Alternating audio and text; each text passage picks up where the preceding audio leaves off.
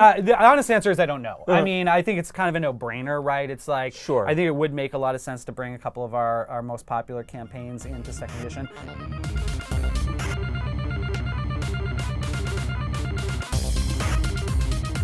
Correct me if I'm wrong, most players view their hit points as not a source of resources, but a value that determines success.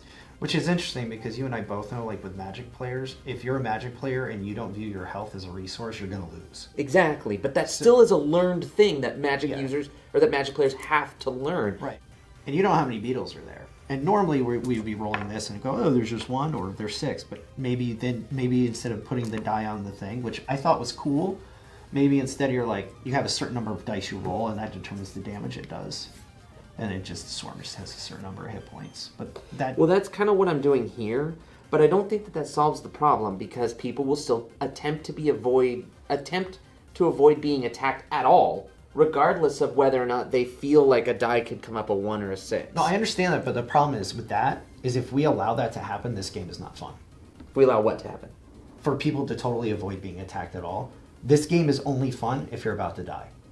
I'm sorry, but we've played this so many times, and for me, the only time I've really had fun is when I was like, oh crap, we almost died. And with the overdrive mechanic, it actually makes some sense because you're spending your hit points to get extra bits, which encourages you to do more stuff. Well, and it encourages people to overspend their bits, which people generally do. Which they do immediately. Right. Technically speaking, every character should be able to move and attack once and be bit neutral on nearly every single turn. Right. However, most people don't do that. They'll run up, do as many attacks as possible. And then roll really crap on the regen. Yeah. And be like, well, now I can run away. We've been away from it long enough that it might be worth getting it in front of a couple people. You might want to take this to DreamHack. And I won't have time to do that. Will I? Have time to actually play test it? Why not? Well, I mean, I'll be working at the Charmed and Dangerous booth. Yeah, but it doesn't even start until noon, remember? Oh, that's true. But I'd consider bringing it down to Dallas. Yeah, definitely. If we've got the time, I'm definitely doing that.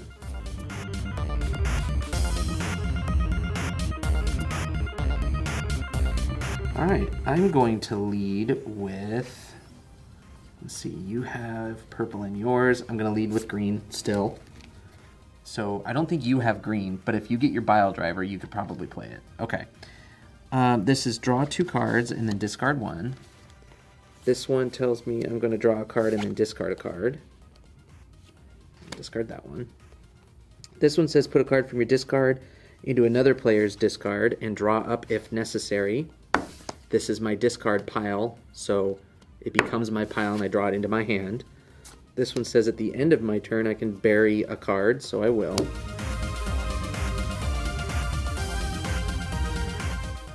My name is Joey Turco. I am with Gamerati, and I am interviewing Eric Mona of Paizo. We're here to talk about Kingmaker, specifically on Game on Tabletop. The timing on this is because 2020 is the 10-year anniversary of the initial publication of these volumes in 2010. We had to get this all figured out so that we can slate it on the product schedule to get it out in that 10th anniversary year. I actually have a copy of the Shackled City, one of the look at that. One of the older books. I guess there's only like 300 of them. It actually has, I believe, your signature right in there. Oh my gosh. Wow, that is even older. One of the things that makes Kingmaker so special is it's not just a dungeon. It's not just a campaign. Yeah, that's definitely true. It is a kingdom building exercise. You are the rulers of your own land. You're clearing hexes off of a map. You're exploring and you're expanding your kingdom. And the stuff that's happening in between the adventures where you're fighting monsters and making alliances is just as important in Kingmaker as that other stuff. So the hardcover book will really go even more deeply than the original campaign did into that realm, and that's pretty exciting as well. That's really cool. Very excited for Pathfinder 2nd Edition. So I gotta ask, are there plans to do these guys similarly updated for 2nd Edition? Maybe. The honest answer is I don't know. I mean, I think it's kind of a no-brainer, right? It's like, Sure. I think it would make a lot of sense to bring a couple of our most popular campaigns into second edition. Well, that's great to hear. I'm you. super glad you were able to talk about this with me today. Yeah. I'm glad to hear that Game on Tabletop is just a great platform that anyone can use, just like Kickstarter.